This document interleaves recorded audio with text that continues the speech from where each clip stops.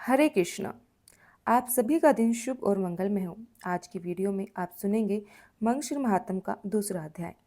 सूत जी कहते हैं कि जो संपूर्ण जगत को आनंद प्रदान करने वाले तथा भोग और मोक्ष देने वाले हैं, उन लक्ष्मीपति भक्त वत्सल देवकी नंदन श्री कृष्ण को मैं प्रणाम करता हूँ। श्वेत द्वीप में देव अधिदेव भगवान रमाकांत सुख से विराजमान थे। उसमें ब्रह्मा जी ने उन्हें नमस्कार करके पूछा, हे ऋषिकेश, आप संपूर्ण जगत को धारण करने वाले हैं। आपके नामों का श्रवण और कीर्तन परम पवित्र है। आपने पहले यह क्या कहा है कि महीने में मंगशिर हूँ, अतः उस महीने का महत्व क्या है, यह मैं यथार्थ रूप से जानना चाहता हूँ। शिव भगवान ने कहा, हे ब्रह्मा, जो कोई पुण्य करने वाले मेरे भक्त हैं, उन्हें मंगशिर मास का व्रत अवश्य करना चाहिए, क्योंकि यह मेरी प्राप्ति कराने वाला मंगशिर मास मुझे सदैव ही बहुत ज़्यादा प्रिय है। जो मनुष्य प्रातःकाल उठकर मंगशिर में विधि पूर्वक स्नान करता है, उस पर संतुष्ट होकर मैं अपने आप को भी उस पर समर्पित कर देता हूँ। इस विषय में इतिहास का उदाहरण दिया जाता है। इस पृथ्वी पर महात्मा नंद गोप स्वहृदय विख्यात थे। उनकी रमणीय गोकुल में सहस्त्रों गोप कन्याएं थीं। उन सब का चित्त मेरे स्वरूप में लग गया। तब मैंने उन्हें मंगशिर में स्नान करने की सलाह दी। उन्होंने उस समय प्रतिदिन प्रातः काल विधि पूर्वक स्नान और भोजन किया, भविष्य अन्न भोजन किया और अपने इष्ट देव का नमस्कार किया। इस प्रकार विधि पूर्वक मंगशिर व्रत का पालन करने में उन्हें बहुत प्रसन्न हुआ और वरदान के रूप में मैंने अपने आप को ही उनको समर्पित कर दिया। अतः सब लोगों को मंगशिर व्रत की विधि का पालन करना चाहिए। रात्रि के समय में सैया से उठकर विधि पूर्वक आचमन करके अपने गुरु को नमस्कार करके तथा आलस्य छोड़कर मेरे चिंतन करे। भक्ति पूर्वक सहस्त्रों नामों का पाठ एवं कीर्तन करे। फिर मौन होकर गांव के बाहर जाए और विधि पूर्वक मलमूत्र त्याग करके हाथ मुंह धोए, यथोचित रीति से कुल्ला करे तथा शुद्ध होकर दंत पूर्वक स्नान करे। स्नान की विधि इस प्रकार है। तुलसी की जड़ की मिट्टी को उसके पात्र के साथ लेकर मूल मंत्र ओम नमो नारायण अथवा गायत्री मंत्र के द्वारा अभिमंत्रित करें। मंत्र से ही उसका मृतक को अपने अंगों में लगाए और जल में प्रवेश कर आगम स्नान करे। विद्वान पुरुष उत्काष्ट अष्टाक्षरी मंत्र से ही तीर्थ की कल्पना करे। ओम नमो नारायण इस मंत्र को ही मूल मंत्र कहा गया है। स्नान करते समय मंत्र से ही गंगा जी की प्रार्थना करें और कहे कि हे गंगे, तुम भगवान विष्णु के चरणों से प्रकट हुई हो, इसलिए वैष्णव हो। श्री विष्णु ही तुम्हारे देवता हैं। तुम जन्म से लेकर मृत्यु पर्यंत सभी पापों से मेरी रक्षा करो। इस प्रकार 7 बार जाप करके हाथ जोड़कर तीर्थ जल को प्रणाम करें और 3, 4, 5 या 7 बार जल में गोते लगाएं। तत्पश्चात पूर्वतः मिट्टी को भी आमंत्रित करके उसका शरीर में लेपन करें तथा फिर उसके बाद नहाएं। मृतकों को अभिमंत्रित करने का मंत्र इस प्रकार जपे, हे वासुधरे, तुम्हारे ऊपर अश्व और रथ चलते हैं। भगवान विष्णु ने तुम्हें अपने पगों से नाप लिया था। मृत्यु के मैंने जो दुष्कर्म किए हैं, मेरे उस सारे पाप को तुम हर लो। उत्तम व्रत का पालन करने वाली देवी जैसे आरणी से अग्नि प्रकट होती है, उसी प्रकार तुम समस्त प्राणियों की उत्पत्ति का अधिष्ठित हो। तुम्हें सैकड़ों भुजाओं वाले वह रूपीधारी भगवान विष्णु ने एकांक के जल से ऊपर निकाला है। तुम्हें नमस्कार है। इस प्रकार स्नान करके विधि पूर्वक आचमन करे और जलाशय के किनारे आकर 2 शुद्ध वस्त्र धारण करे। तत्पश्चात पुण्य आचमन करके देवता और पितरों तथा ऋषियों का तर्पण करने के बाद खुले हुए वस्त्रों को निचोड़े। तंतार पुण्य आचमन करके धुले हुए वस्त्र से अपने को अचित करके तीर्थ के विमूल मृतकों के हाथ से ले उस मंत्र से अभिमंत्रित करके उसके द्वारा विष्णु पुरुष ललाट आदि अंगों से उत्वर धारण करे। ललाट में तिलक लगाते समय केशवाय नमः कहकर भगवान केशव का चिंतन करें। इस प्रकार उद्धार में नारायण, वृक्ष में स्थल में माधव, कंठकूप में गोविंद, दाहिनी कुक्ष में विष्णु, दाहिनी भुजा में मधुसूदन, कानों के मूल भाग में त्रिविक्रम, वाम पार्श्व में वमन, बाएं भुजा में श्रीधर, पीठ में पागनाम, गर्दन के पीछे दामोदर और मस्तक में भगवान वासुदेव का न्यास एवं चिंतन करें। इस प्रकार विष्णु के श्लोक की सिद्धि के लिए नृत्य उद्वर्ण धारण करना चाहिए। जो द्वारिका के मृतक को हाथ में लेकर उसे प्रतिदिन अपने ललाट में उद्वर्ण धारण करता है, उसके द्वारा किए जाने वाले सत्कर्मों का फल कोटि गुना होता है। ललाट में गोपी चंदन का तिलक करने से मनुष्य अपने पाप कर्मों का अक्षय फल पाता है। ललाट में गोपी चंदन का तिलक करने से मनुष्य अपने कर्मों का अक्षय फल पाता है। जो ब्राह्मण गोपी चंदन का सुंदर उत्पुंड प्रतिदिन अपने ललाट में धारण करता है, वह मेरे धाम में स्थित होता है और मैं लक्ष्मी जी के साथ उस घर में सदैव निवास करता हूँ। मृत्यु काल में जिसकी भुजाओं में, ललाट में, हृदय और मस्तक में गोपी चंदन लगा होता है, वह विष्णु लोक में जाता है।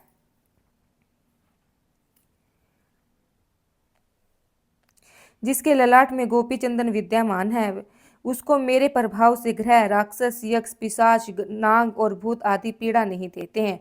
चतुर्मुख मेरे प्रिय करने के लिए तथा अपने कल्याण और रक्षा के लिए मेरे भक्त प्रतिदिन सोए और प्रातः काल मेरी पूजा और होम में अग्रसित होकर ऊर्ध्वपुंड धारण करे। ऊर्ध्वपुंड संसार बंधन का नाश करने वाला है। जो तुलसी काष्ठ की माला मुझे भक्त प्रेम पूर्वक निवेदन करे, फिर प्रसाद रूप से उसको स्वयं धारण करता है, उसके पापों का नाश हो जाता है और उसके ऊपर मैं सदैव प्रसन्न रहता हूँ। जिसके घर में तुलसी का काष्ठ अथवा तुलसी का हरा या सूखा पत्ता रहता है, उस घर में कलयुग का पाप नहीं फैलता। इसलिए तुलसी की माला को प्रियतन पूर्वक धारण करना चाहिए। पागाक्ष और आंवले की माला भी भक्ति पूर्वक मुझे निवेदन करके धारण की जाए तो वह उत्तम पुण्य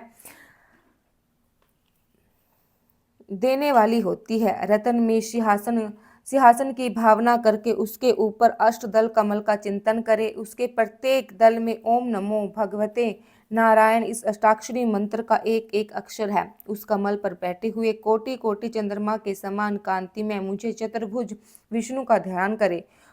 उसमें मेरे हाथों में महान पाग, शंख, चक्र, गदा और गदा से शोभित है। नेत्र विकसित कमल दल के समान विशाल है। विग्रासमस्त शुभ लक्षणों से लक्षित है। वृक्ष स्थल में श्री वत्सल चिन्ह कौस्तुक मणि शोभा पा रहे हैं। कोटि प्रदेश में पीताम्बर शोभ्यमान है।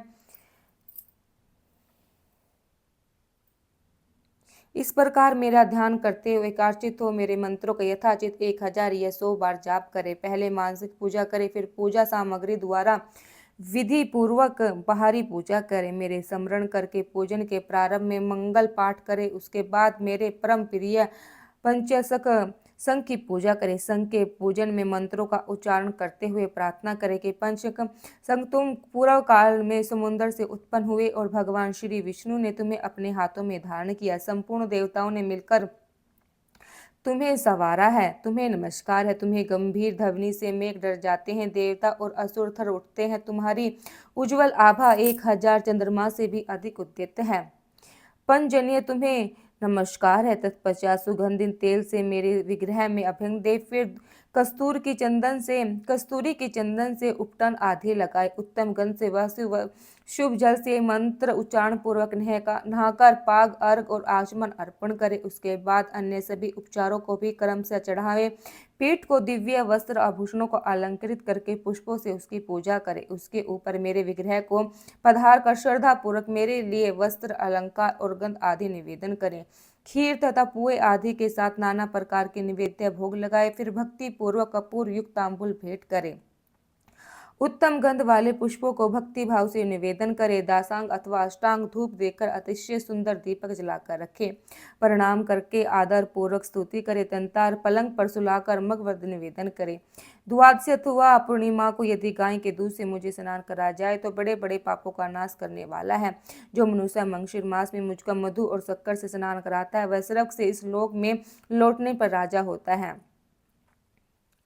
जो आगामी मुझे दूध से नहलाते हैं वे स्वर्गलोक में चंद्रमा, इंद्र, रुद्र और गणों पर विजय पाते हैं। जो उपासक मंगशिर महीने में शंख में तीर्थों का जल लेकर उसकी एक बूंद से भी मुझे नहलाता है वह अपने समूच कुल को तार देता है। जो आगान मास में भक्ति पूर्वक शंख ध्वनि करके मुझे स्नान कराता है उसके पितर स्वर्गलोक में प्रतिष्ठित होते हैं। जो शंख में जल लेकर एवं नमो नारायण का उच्चारण करते हुए मुझे नहलाते हैं वे संपूर्ण पापों से मुक्त हो जाता है। नदी, दंड, बावड़ी और कूप आदि का जो जल शंख में रखा जाता है वह गंगा जल के समान हो जाता है। जो वैष्णव मेरे चरणों को शंख में रखकर अपने मस्तक पर धारण करता है वे तपस्वी मुनियों में सबसे श्रेष्ठ है।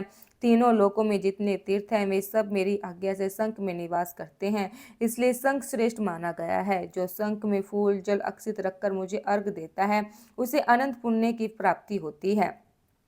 जो वैष्णव मेरे मस्तक पर शंख का जल घुमाकर उसे अपने घर को सींचता है उसके घर में कोई अशुभ नहीं होता। बाजों के उच्च स्वर और गीत कीर्तन आदि मंगलमय शब्दों के साथ जो भक्ति पूर्वक मुझे स्नान कराता है वह जीवन मुक्त हो जाता है।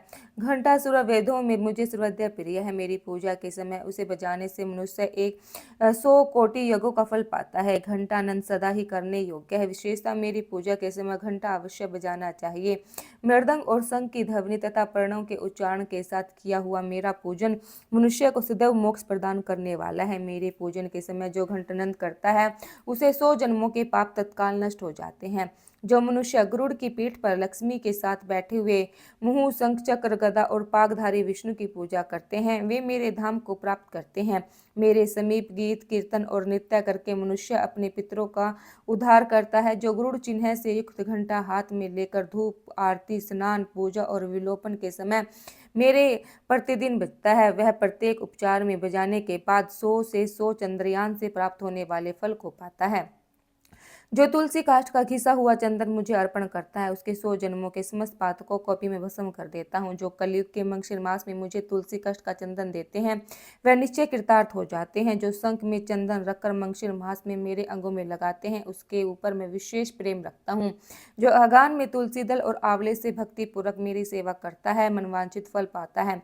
बेल, चमेली, जुहू, माधवी, लता, किन्ने, जयंती, विजय चमेली के कुछ कर्णोकर, किरिया, चंपक, चतक के इत्यादि फूल मेरी पूजा के लिए उत्तम होते हैं। केतकी का पत्ता और पुष्प, भृंगराज, तुलसी का पत्ता, फूल मुझे यह सब मुझे शीघ्र प्रसन्न करते हैं। लाल, नीला और सफेद कमल मंगशिर मास में मुझे अत्यंत ही प्रिय है। मेरी पूजा के लिए वे ही फूल उत्तम माने गए हैं जो सुंदर रंग वाले होने के साथ सरस और सुगंधित हो। बेल पत्र, समी पत्र, भृंगराज पत्र, अमले के पत्र यह सब मेरी पूजा के लिए शुभ है। वन अर्थ पर्वत में उत्पन्न होने वाले फूल और पत्र यदि तुरंत के तोड़े हुए शिखर रहित और कीटी वर्जन हो तो उन्हें जल से धोकर उनके द्वारा मेरी पूजा करनी चाहिए। बगीचे में खिलने वाले फूलों से भी मेरी पूजा की जा सकती है। जिन वृक्षों के फूल मेरे पूजा के लिए उत्तम माने गए उन्हीं पत्तों को भी उत्तम है। फूलों और पत्तों के अभाव में उनका भी फल चढ़ाया जा सकता है।